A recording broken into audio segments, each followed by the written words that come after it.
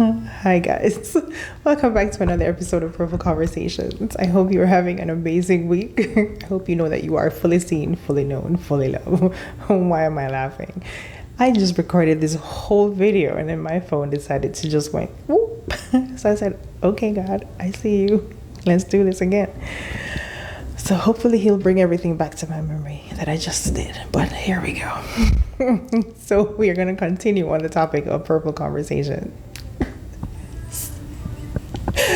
We are going to continue on the topic of relationships here on Purple Conversations. I can't. Okay, here we go.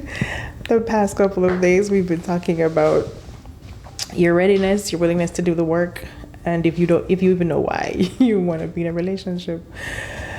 So today I'm going to do this again. Talk about timing. Timing. Everybody's timing for relationships is different. Some people have the blessing of meeting their partner as a teenager, meeting their partner early college years, high school, whatever, and they find their person, they find their clique, and their relationship, they stay in that relationship, they grow together, they go through all the things.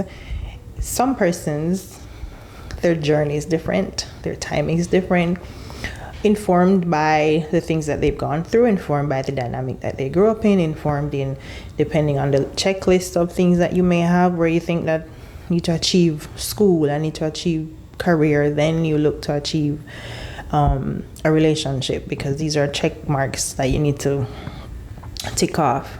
Depending on your purpose, depending on your calling, will determine when is the best time to add a whole nother human being to your dynamic. We're not even going to touch on the topic of children yet, because that's a whole other conversation that we're going to have.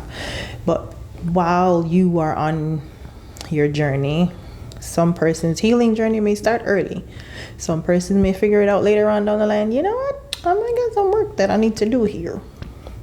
Which was my situation. That I am a relationship person. I want to be in a relationship because I like to pour into people.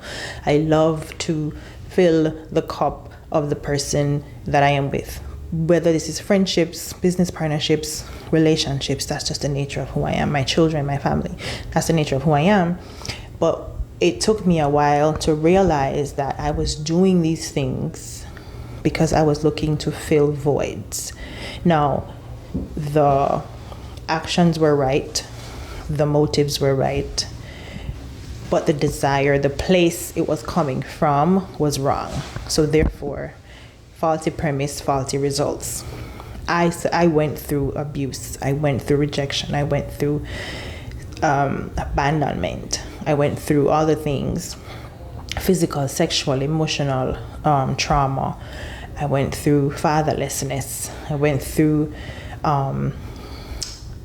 stepfather who was supposed to be a father figure. I went through disappointment. I went through a lot of things that set a foundation for me, that wanting to be in a relationship was coming from a wounded place, was trying to fill a God-sized void with human beings. So again, faulty premise, faulty results. So I was looking for human beings to fill what only God could have done, and I wanted to do the shortcut way.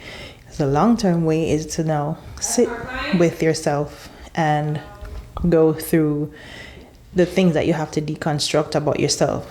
Dive into your trauma, dive into your whys, dive into and go back to face the little girl, and go back to face the lies that the enemy planted, and go back to root up all those things. And that takes time.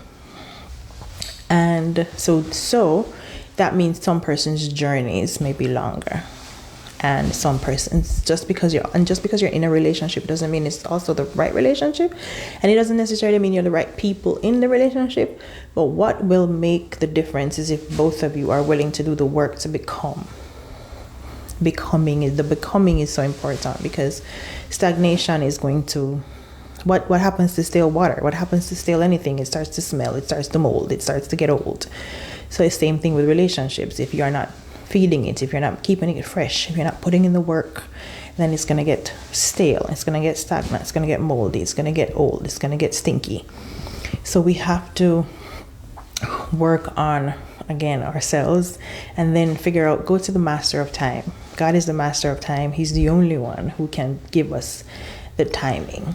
God, when is the right time to introduce a whole nother human being into my dynamic? Is my calling one that I need to have a partner? If it's not, what do I do with these desires?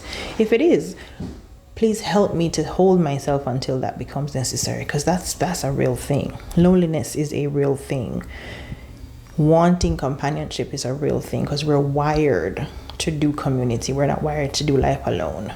So for all of us who, I don't need a man, or I don't need a woman, or I don't need, sure, you may not need an intimate partner, but you do need a relationship. First with God, because he's literally our creator. Secondly, with people, because we need people. He wired us that way. Now we need to ask the question, how? Do I just need a circle of friends? Do I just need business partners? Do I just need... And we need all of that. Sometimes we get that in 2 or 3 good ones and you're good, because you can fill that with the people that you and the type of lives that you choose to live. And that's totally okay. Having a fulfilled life does not necessarily mean you need to be in an intimate partner relationship. And intimacy does not just mean sexual. Intimacy means I let this person into me see. That I let this person into my space. I let this person into my weak moments. I let this person into my celebration moments. I let this person into my happy, sad, all the things. And we go through life together. That can be just as fulfilling as an intimate partnership where we're now having sex and sex is involved. But it is quite possible to live a full, purpose-filled life without having to be married or being in a long-term relationship. And we promote marriage around here because we're doing it God's way. But I'm speaking to a plethora of people, so I just want you to understand what I'm trying to say. So timing is absolutely necessary to, first of all, go to God to figure out, God, what is the best timing? What do I need to work on? Who do I need to become so that I can even foster the kind of relationships I'm having the desire for? After we've done the whys, after we've done the work on ourselves, after we've asked ourselves the hard questions, then we go to God and say, God, okay, when? When is this supposed to happen? Who do I need to become for this to happen? And when this does happen, who do I need to further become to sustain it? Because that's a whole nother conversation. Because once who you are in the beginning is not going to be who you're going to stay consistently through that relationship. You're both going to grow. Life is going to life. And especially if you add children in the mix, the dynamics are going to change. So at each stage, we need to ask God for timing. We need to ask God for the wisdom. We need to ask God for the patience. We need to ask God for the insight. We need to ask God for everything. So we know when we want to get the things that we say we want, but we also want to treat them with the respect, with the love, with the care, seeing it as a gift. Relationships have become so trivialized and watered down that we take each other for granted, that we take the gift of partnership and relationship and love for granted. We have now become to the point where it's transactional and everything is just these superficial things. And that's why we're having the problems that we're having now, because we've allowed the enemy to be the one to dictate what that's supposed to look like and how that's supposed to feel. So we keep coming up short.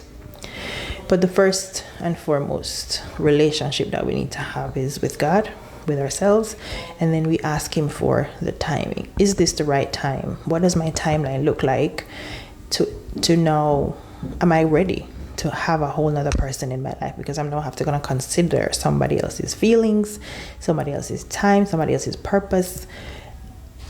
I'm going to now have to consider somebody else. Am I ready for that? So that's what we're talking about this week. That's what I want us to examine this week. Are we in the right timing to receive what it is that we're asking for where relationships are concerned? Are we who we need to be? I love you. Have a good week.